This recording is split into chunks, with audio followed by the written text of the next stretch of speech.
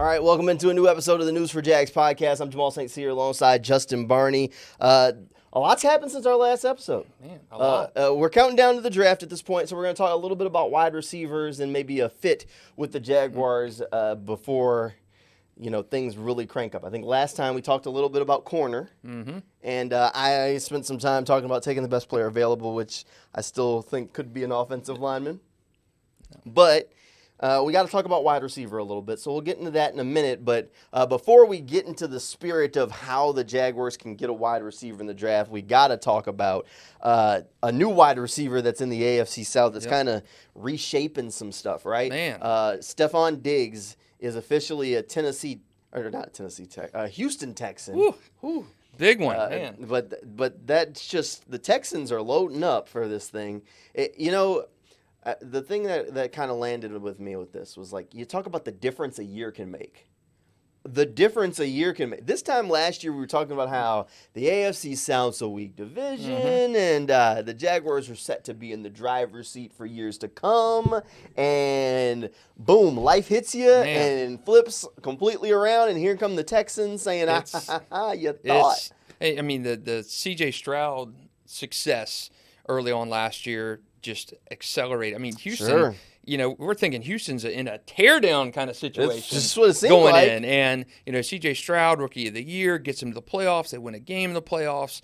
And now all of a sudden you're thinking, man, this Texans rebuild job, it's over. I mean, they're there. I mean, they're contending right now. So you add a Stefon Diggs playmaker. I mean, let's be honest, he's probably tailing towards the downside of his career at this point. But, I mean, you add an elite playmaker for a young quarterback. That's what Jacksonville did with Calvin Ridley. Yep. It is only going to benefit the Texans and C.J. Stroud's growth. So, I know the comparisons made between Jacksonville and Houston, they look a lot alike from year to year. Jacksonville kind of came out of nowhere, won the AFC South. Texans came out of nowhere, won the AFC South. So it's just a big-time similarities, but I think you got to feel more comfortable with the Texans. They built through the draft. They've got some great values through the draft, and I think Jacksonville's going to be playing catch-up right now to where the Texans are at. All right, so I want to throw this at you. So I'm kind of putting this together as we sit here, right? All right, so part of the build for a team, I think, in the NFL at this point, if you put together like the blueprint, it's get young quarterback. Go get wide receiver for young quarterback. Tell you that way he has tools around. And you're seeing teams take different avenues to get this done at this point, right? So you've seen the Bears went and got Keenan Allen, so that way Caleb Williams should be walking into the NFL with tools to work with. The Jaguars went and got Trevor Lawrence. And if I'm remembering this correctly, it was after his first year they went and got Christian Kirk. Now the Texans, they go get C.J. Stroud. After the first year, they go get Stefon Diggs. If you had to, and this is a tough comparison because they were very different acquisitions, and I think there were two different players at different stages of their career. But which acquisition do you favor? I mean, would you prefer the way the Jaguars went and got a young wide receiver to pair with Trevor Lawrence? I mean, this was Christian Kirk. He's like that young veteran mold, right? They should be able to be paired together for the foreseeable future. I mean, or do you prefer where the Texans went and got a guy like Stefon Diggs, and you kind of mentioned he's hitting 30. He may be getting closer to the downside of his career than the middle of his career. Which one of those which way would you swing on that? I'd go for the Jaguars method of Christian Kirk. He's younger. There you go. His second contract. Again, historically, players, receivers, running backs, skill position guys don't get better. The arc is not going up at 30 years old. Right. And I think, the Calvin Ridley situation probably is more comparable to the Stefon Diggs situation because Jacksonville, even though Calvin had been out of the league for a little bit, suspension and injury related before that, they went and got a veteran receiver for Trevor to help him grow. That's what the Texans did. Obviously, when you're talking Calvin Ridley and Stefon Diggs, Stefon's a better player than Calvin. So I do think that similarity is a little bit more, but I would rather have the Christian Kirk mold, who's a little bit younger, obviously a different player than a Stefon. I think I would have followed the Jacksonville blueprint on that receiver as opposed to the Texans blueprint just because age. And, yeah, I mean, Stefon, he's been remarkable. even case even be made that he was kind of tailing off last year after that hot start. So, yeah, I would lean towards the Jags. You're getting a guy on a second contract, hungry guy.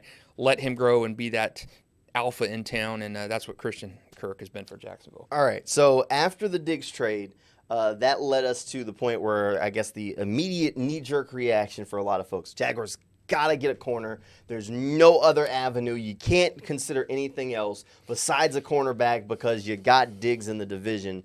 You talked about cornerback last time. Did this reinforce your need for corner? Did it change it at all? Like if you were on a 5 last time, did that move you up at all on the scale? Maybe incrementally, maybe to like a 6, because I do think you can find corner depth in the draft. And what Jacksonville has not done, and again, when you look at all their pass catchers, you look at Christian Kirk, Zay Jones, Gabe Davis, Evan Ingram. What is it about all those guys? They did not draft any one of those guys. That's true. You've taken all those guys and paid them free agent money. Yeah. That's not sustainable long term. And you saw that with Calvin Ridley. You're going to have to pay him and then, add him to that receiver. I mean, got a $90 million contract. Yeah, you cannot continue to overpay for guys in free agency. I love Christian Kirk. I think Gabe Davis is a part of that offense. I like Zay Jones, what he's been. But again, those are guys that you're paying at not top of the market deals. The Christian Kirk deal was top of the market deal at the time, and then it kind of fell behind. But you're paying receivers at top of the market deals or exceptional value deals. You've got to, at some point, address that in the draft and cultivate one of those pass catchers, a homegrown pass catcher, because A, he's cheaper, B, he's going to be here probably a longer term with that 5th-year option, sure. And he's going to be younger as well. So I don't think you can continue to invest at receiver without kind of pouring some resources into that receiver market. So again, I think Jacksonville drafted well with Tyson Campbell. Yep. Got him a 2nd-round pick. You've developed him. He's now in the mode for a second contract with the team. So I do think you have to invest. Panic did not go off on my mind. So, oh my God, you've got to trade up and draft the corner, number 1 corner draft. I do think the Texans receivers are worrisome now, but I don't think Tank Dell was fantastic last year. Yeah. And those guys are young over there too. And you add an old head in there and Stefon Diggs, and that to me, Houston receivers are largely built through the draft. And you kind of added that big time guy, big ticket guy via trade. So I think the Texans are set up longer term better than Jacksonville. Sure. But yeah, I just think you need to invest more at a receiver position than necessarily corner for that. All right. That's what my takeaway on that Stefon trade. Then that brings us to the wide receiver topic. So 17 or anywhere in the draft. This year's draft is a really good wide receiver draft. So one of the reasons why, I guess, as we've had these conversations and Justin gives me the side-eye looks when I'm like, I don't know about that, is because the 2 positions that people are banging the table for, at least in my opinion, and I'm not a scout, I'm just some idiot that watches these games. Look, in my opinion, 2 of the stronger positions in this year's draft where you can get a guy in the 2nd, maybe even the 3rd, that can help you is that wide receiver and corner. You typically don't always feel that comfortable, but this year, I like a guy like TJ Tampa that's probably not going until the 2nd. There are some corners a little bit thinner than receiver. Right. But this is a good draft for both of those. So that's maybe why I've been a little bit more hesitant to say, got to go that at 17, where I'm like, hold on now. Get the best player that's there, because sitting there at 48, you might get a Keon Coleman, which at one point people were saying should have been in the cards at 17. At that point, you might get an Xavier Legette from South Carolina, who's a really good player. I mean, I really like Brendan Rice, Jerry Rice's son from USC. Tyson was a second-round pick too, so you can find those guys there. Right. This is a deeper cornerback or deeper receiver class than a corner class. Yes. And again, you can find, if you're drafting a guy at 48, he's a starter on this team right now. Possibly. And that's why I've been a little bit more hesitant to just say it's got to be this. This is the position you got to go. First off, I don't think that's the correct philosophy to ever apply to the draft. But more so because I think they could get a guy who can service the role they need in another round. Like, it's not a one-round draft.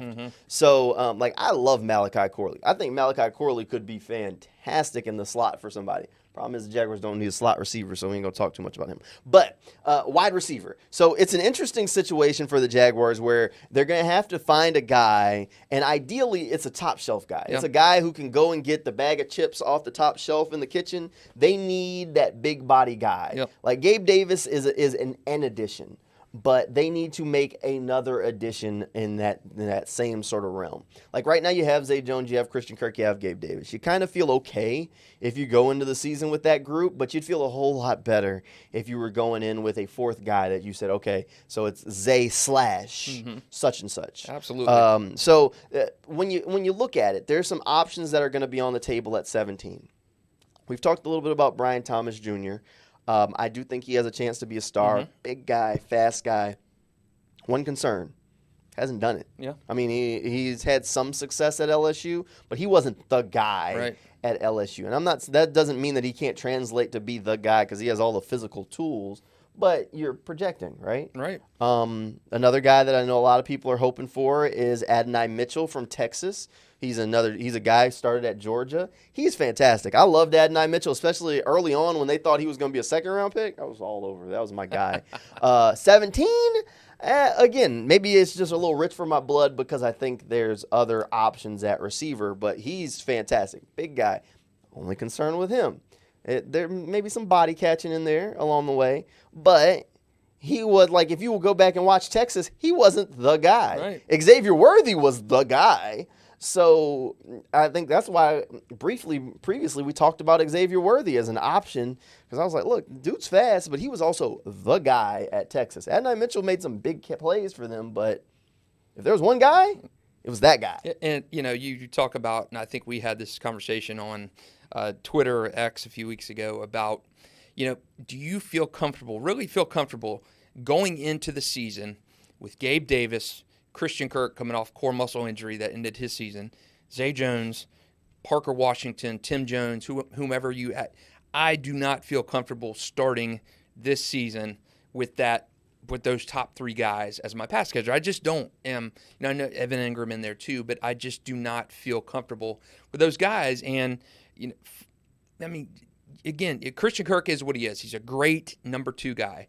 But who's going to be that number 1? And Gabe Davis, I like the intangibles there. Yes, he's a big body. He's fast. He's a burner. His season high in receptions, 48 for a year. Calvin Ridley, you need a guy that is a little bit more than a Calvin Ridley. You need that alpha receiver. And, the receivers last year were just kind of okay, and that was with an alpha in Calvin Ridley. And if I'm comparing Gabe and Calvin, I'd take Calvin all day in that situation. So I just don't feel comfortable going in such a pivotal year for Trevor Lawrence having that. That's why I'm saying, trade for a T. Higgins and stuff. But then again, that goes back to that philosophy of you're going to have your top 4 receivers are all imported guys, expensive guys. I think you need a guy that you can grow with. And I do think a receiver in the second round is a possibility too. I think that the cornerbacks right now, the safeties right now, I'd feel comfortable going into the season with those guys. Tyson and Darby, I think that's good. You got Savage back there as a nickel guy. You got Antonio at safety. You got Dre back there. You got Dewey as a backup. The pieces are there for that secondary right now to have that success early on. Receivers, I just don't know. It's just been Trevor Lawrence has not had a good receiving cast since he's been in the NFL. And I know they're offensive line. We saw how bad that was last year and how much that impacted Trevor. Bad. But bad for 2 years. You've got 2 years. They self-admitted it was bad the year before. Maybe they thought it was sarcastic, but guess what? Bad. Yeah. Saying. Again, and I know a good receiver helps Trevor. Probably not as much as a solid offensive line, but you've got to give Trevor a guy. You got to give him a Jamar Chase like Joe Burrow has. You've got to give him a guy like a Tyreek Hill. Again, not necessarily. Those guys don't grow on trees. They don't grow on trees, but you can draft and develop those guys. You can trade for a guy with T. Higgins if you want to do that. You've got to give Trevor an alpha receiver, and he just doesn't have that right now. Okay, so now the question becomes, everybody wants that 1A receiver. What are you willing to give up to get that top-level receiver? Because there are some guys, like Odunze is probably the number 3 receiver in this class, but he should be a 1. You consider him a wide receiver 1 in the NFL. Yep. Are you willing to give up 17 and 48 to go up and get him? And that pick, that goes right to our next question, I think, in terms of what would you give up to land that receiver? Would you give up a number 2 pick in a 3 or 4 to trade for T. Higgins and pay him a wide receiver 1 contract to lock him in the prime of his career, to give Trevor Lawrence that true alpha? T played with Trevor at Clemson. Would you go up in the draft? Would you package your number 1 at 17, 48, potentially a first-rounder next year, to go up and get a Marvin Harrison Jr. or get a Rome or get a Malik Nabers? So, yeah, that cost weighs into it. I mean, if you're the Jaguars and you feel that you're that one player away, if that Malik Nabers is going to push you over the top and get you out of the AFC South as a champ and get you into that AFC Championship game, I think you make the move. But is Jacksonville – I mean, that's a heavy price to pay to land that guy. So allow me to play devil's advocate here. Because if 17 and 48 can get me up to 8 where the Falcons pick to go get Odunze, I do the deal right now. Okay. Just call them up. Hey, Atlanta, look, you don't need that pick. There'll be an edge there at 17 you can get. Look, but let me play devil's advocate for a second. So you talked about some of the team-building things around the Jaguars already, and how a lot of their offensive guys are free agents, which means they get paid free agent contracts. The other side of that coin is team hasn't drafted very well. So with the idea that they haven't drafted very well, does that make you less comfortable with the idea of having less swings at the plate, thinking that they're going to go hit? Because, I mean, you can go volume approach and say, I got 10 swings here and I'm only going to hit 1 or 2, but I got 10 of them, so I know I'm going to get it. Or now you're going to take swings away to say, now I'm going to, whatever, we'll slow the pitch down a couple miles per hour, but I'm going to hit this home run.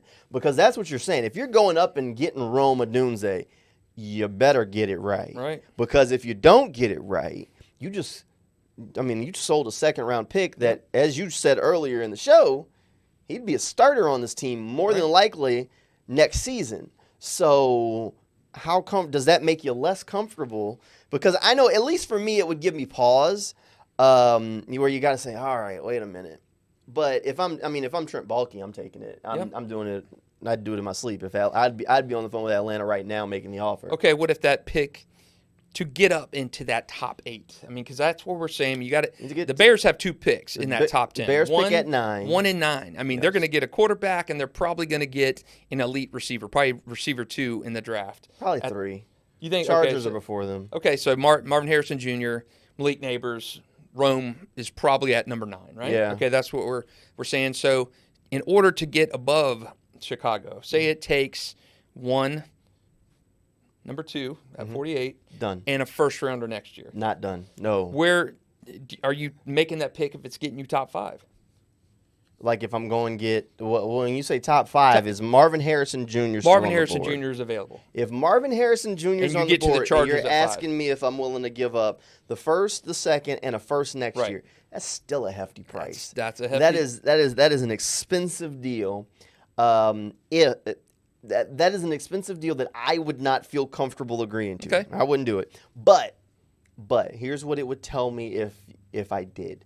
I would have to look at my team. I would have to say, that guy is Calvin Johnson. That guy is Jamar Chase. That guy is, hell, even his dad, Marvin Harrison.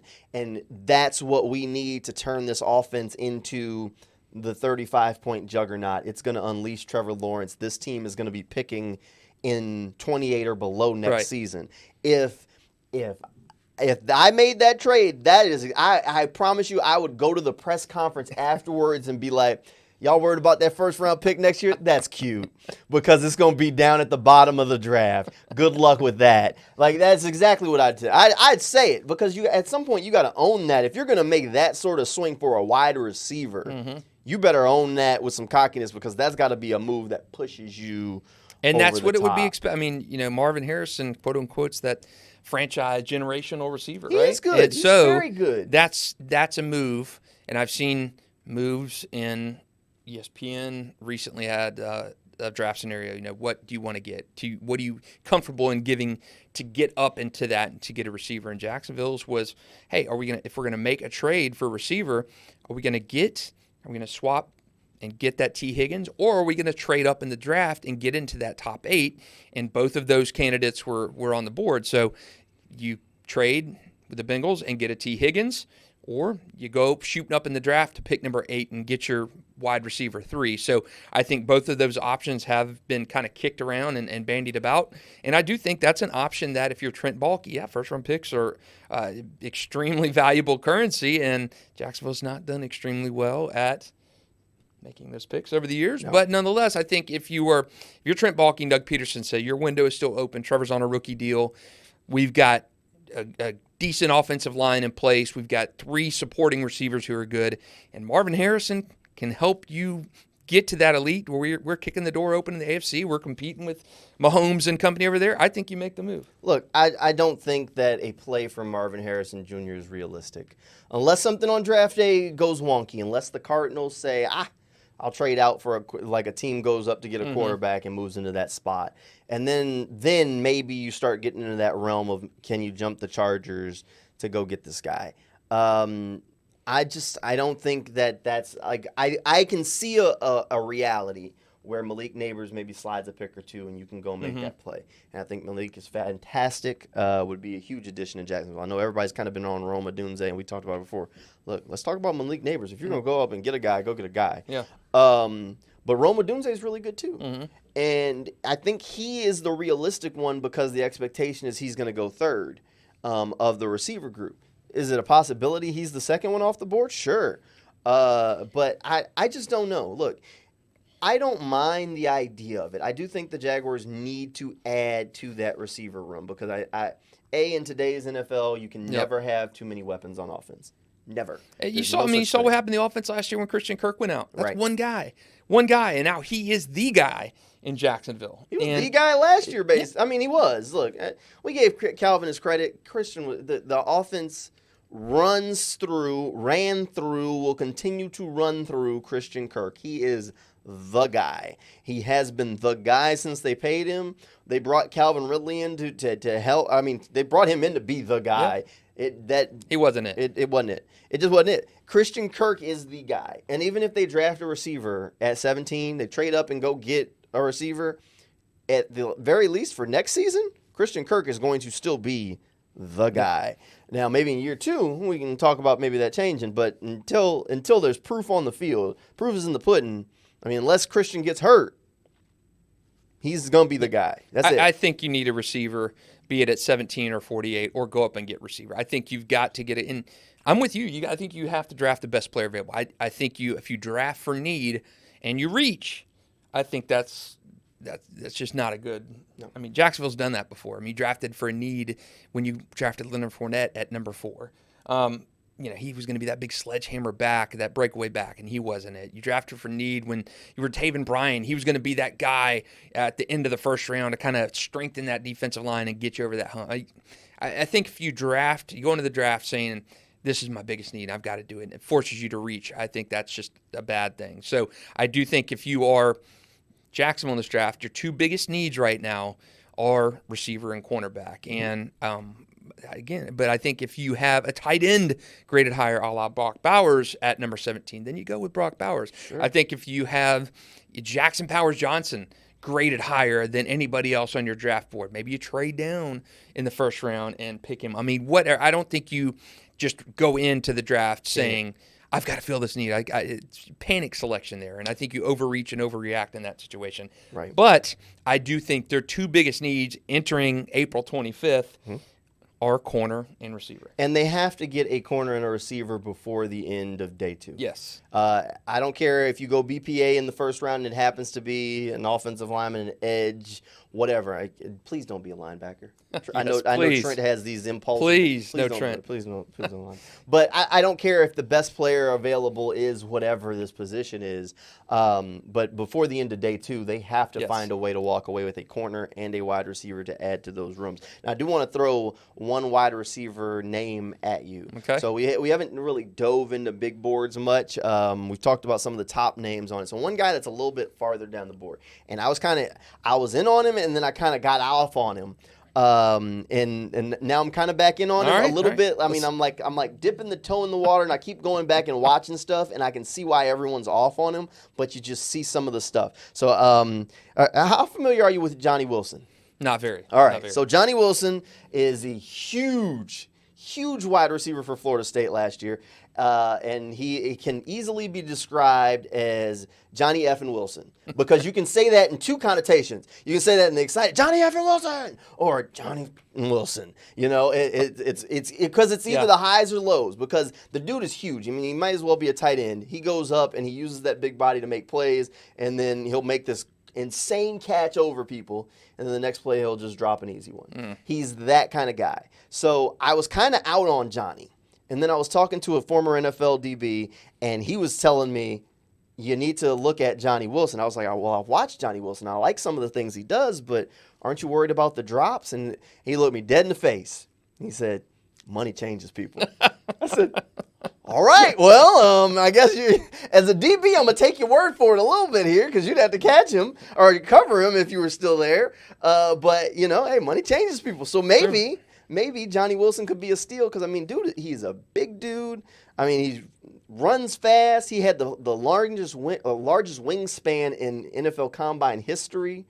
And Florida State fans know him because there were the highs and then there were the lows. But that's why he's a guy that is probably going to go in maybe third, fourth, fifth round. Now, I know we went into draft last year, and I think you and I and even Frank Frangie said Jags have got to invest in the pass rush. Yes. And early on. And they didn't do that till day 3. Right. So with Cyr Abdullah, and he was a non-factor.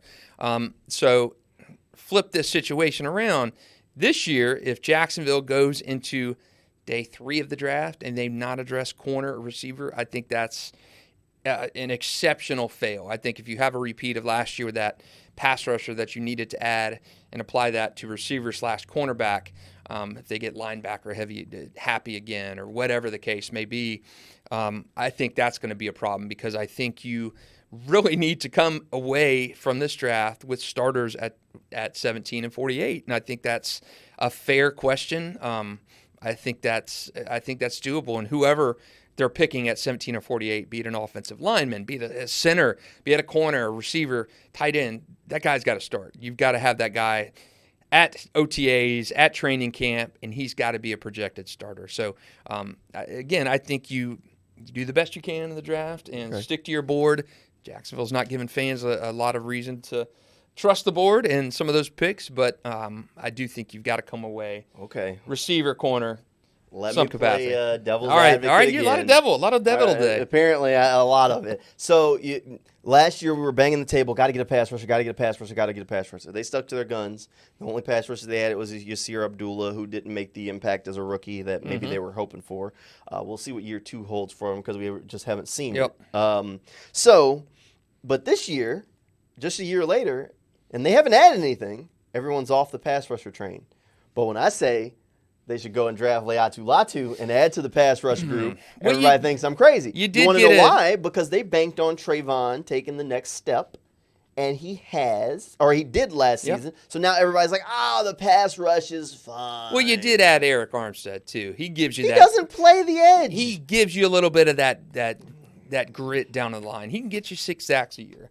I think that's nice. I think that's a huge addition. That's going to help Trayvon too. Sure, that is going to help him, and that's why maybe the pressure for a Johnny Newton or a Byron Murphy has let off the gas a little bit. I think they still could be a fit in Jacksonville, because you improve the pass rush however you can with good players, and the defensive line. Even after some of the trades, Josh Allen went on Twitter after the Diggs trade and said this game's won in the trenches on both sides of the ball. And Eric Armstead on his podcast said, "You want to be a playoff team? Wins at the line of scrimmage." And that's how you be a good defense in the playoffs. So getting a guy like Johnny Newton or Byron Murphy definitely should not be outside the question. But I'm just saying, so a year later, everybody's kind of off the edge train, and there's not a whole lot of difference in the edge grouping that they had a year ago to the edge grouping they have now. Right. So if they don't go wide receiver or they don't go corner, they're clearly banking on, and they could be wrong. I mean, this is a swing that could miss. I still think they could draft an edge. I think you need 3 in the NFL. I think if you get a chance to get a good guy, Latu, I like Jared Verse just for his grit off the field. I think he's going to be good on the field, too. I don't know if he's ever going to be the high-level sack guy, but I think Latu is your pass rusher. Go get him if he's there. Dallas Turner, you could convince me on that one. I'm just higher on Latu if the medicals check out. That's just me. But my point is, that maybe they would be banking. Now you could go bankrupt. It's like playing Monopoly. True. You take a swing at something and you say, oh, well, this is what we're going to do, and then maybe you don't make it around and get that 200 for pass and go. Who knows? But I mean, Elijah Cooks was a guy that they really liked. Yep. They liked enough that they kept him on the active roster without a plan for him early in the season. He ended up playing a few snaps late. They could be banking on him taking that next step. Would that be safe money? Absolutely not. At corner, they could be banking on Gregory Jr. or Montaric Brown to fit into this system. And those are just the guys that have played and been here. The guy that I'd be willing to bet that everybody's forgot about at corner, Christian Braswell. Yeah. Everybody has forgot about Christian Braswell. And that's you really shouldn't. Look, Braswell made some plays in camp. He pulled his hamstring, had some untimely injuries. He was a guy that they like, who can do what they need him to do. I wouldn't forget about Christian Braswell. I think he's a guy that could be a sneaky play into that cornerback room that they could be higher on than maybe we're giving them credit for. Yeah, I just go back to last year, and I know we talked to Trent and Doug before, right as OTAs are starting. I can't remember the exact time frame, and they were banking on the offensive line strides to happen. And they still are. They did not pan out. Nope. Offensive line was terrible last year, and you've added to the offensive line this year. Mitch Morris, you brought him in at center. Ezra Cleveland, you're going to get him back. They traded for him last year. You're going to get him back at probably full health. Yeah. So that's all right. So again, offensive line, I think you've got to get better. You're banking on Anton Harrison being better. He was bad last year. I mean, graded out bad. He was stable in that offensive line. That just shows you how bad that line was. But yeah, I think you need reinforcements on that line. I don't know at 17, unless you've got a guy there graded higher than whomever else is on the board there. Troy Fatanu. Talisi Fuaga. Who has visited the Jags. He has visited the Jags, according to the report. So, look, I'm just saying there are some offensive linemen, I've said it before, that I think could slide down the board. One of them is Troy Fatanu. If Fuaga's somehow there, I'd take him too. I'm not saying that I'd trade up. I wouldn't trade up to go get him. I wouldn't go out of my way. But I think that I still think, and even the mock draft simulators are starting to catch up to me now, that it is a realistic scenario where Terrion Arnold, Quinyon Mitchell, and Brian Thomas Jr. are all gone by the time the Jaguars are on the clock. And that means the top 2 corners are off the board. The top 4 receivers are off the board. So then you're on the clock at 17, and you're saying, what do we do? And there's always the option of trading back. And maybe picking up something. But in order to trade back, somebody has to want to trade up to go get somebody. Right. And maybe that's somebody that wants to trade up and go get that edge guy. But if he's good enough for somebody else, why isn't he good enough for you? Because Josh Allen's still on franchise tag, and if Josh or Trayvon gets hurt, what you got behind him? Yeah, right. So adding a third pass rusher in a division that has teams banking on their young quarterbacks, that doesn't seem like a bad idea to me. And I agree. And again, if there's a left tackle that falls, there's a right tackle that falls. Cam's on his last deal.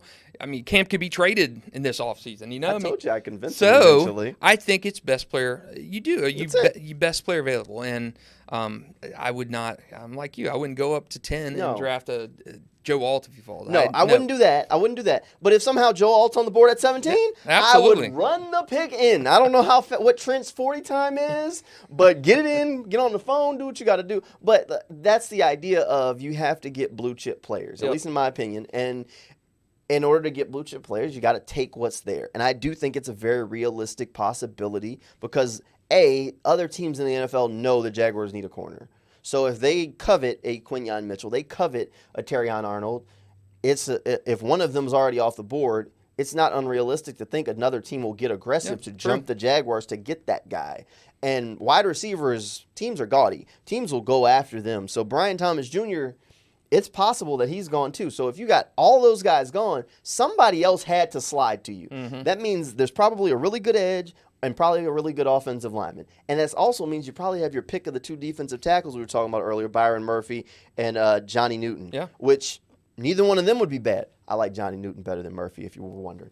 But that's my whole spiel is just I think it's very realistic. And I think if they don't trade up to go get a receiver like we talked about earlier, that they could be sitting there at 17. And the closer we get to the draft, the more all of the national models are picking up on that Quignon's probably gone. Right. That Terrion might be gone.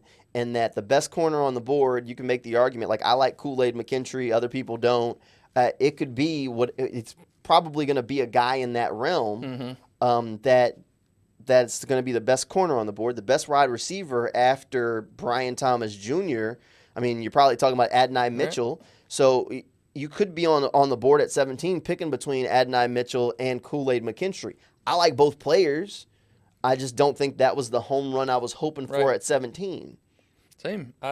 If that situation broke like that, I think you're going to have 4 quarterbacks, I think, pretty widely assumed to be gone in that first 17. Maybe a 5th if you factor a Bo Nix in there. If Bo Nix or Penix Jr. can really make the push, and some team, because you got to figure, at some point Denver's got to get a quarterback, and Minnesota's got to get a quarterback. So that's 3 right. I mean, your first 3 picks of the draft are going to be quarterbacks, right?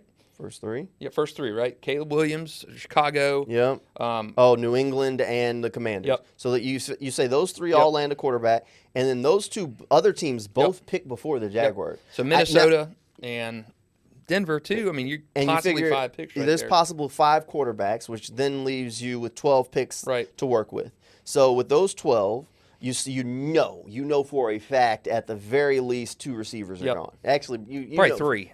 3 receivers and are gone. And 2 tackles, 2 offensive tackles. What? You're down to 6 players at this point that you got that's left to work with. Yep.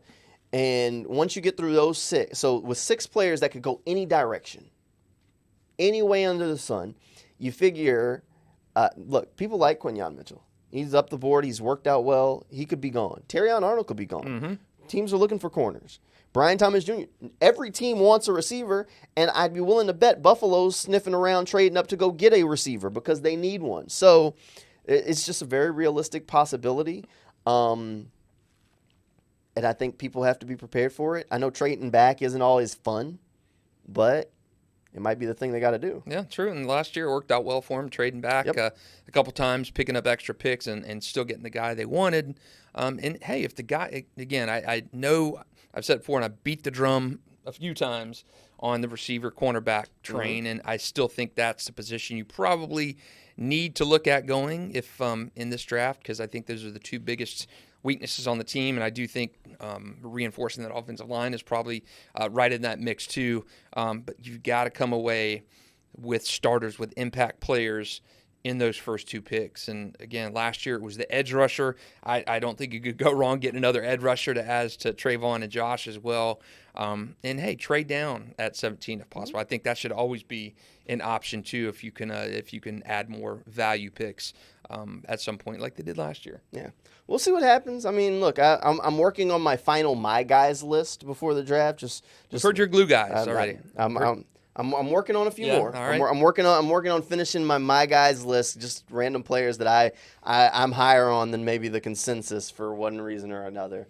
Last year he was high on Tyjae Spears. Yeah. And look what at that. He's in the AFC South, and I was like, oh god, yes.